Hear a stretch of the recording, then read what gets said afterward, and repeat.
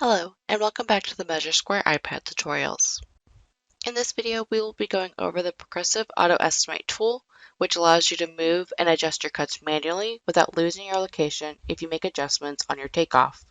This tool can come in handy if you have some oddly shaped cuts that you may want to have separated or cuts that you want to have together on the cut sheet. First, make sure your Auto Estimate function is on because this will update the quantity in real time as you move and adjust the cuts.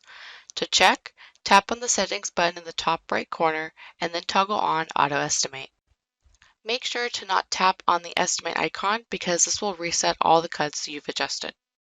To start, I'll first pull up my cut sheet from the bottom of the screen. Next, I'll start moving the cuts to my desired location.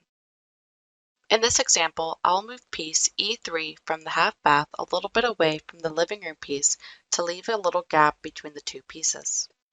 Now I will tap on the eye icon on the cut sheet and toggle on the Progressive Auto Estimate to turn on this setting. Now you can see as I'm adjusting the seams on the other areas, these two cuts will still stay together on the cut sheet. Keep in mind that you can only adjust the seams in the areas that don't have these cuts in those areas for this to work. If you adjust a seam in the same area, you will reset your cut location. Thank you for watching, and make sure to subscribe to our YouTube channel for future videos and more information for all MeasureSquare products.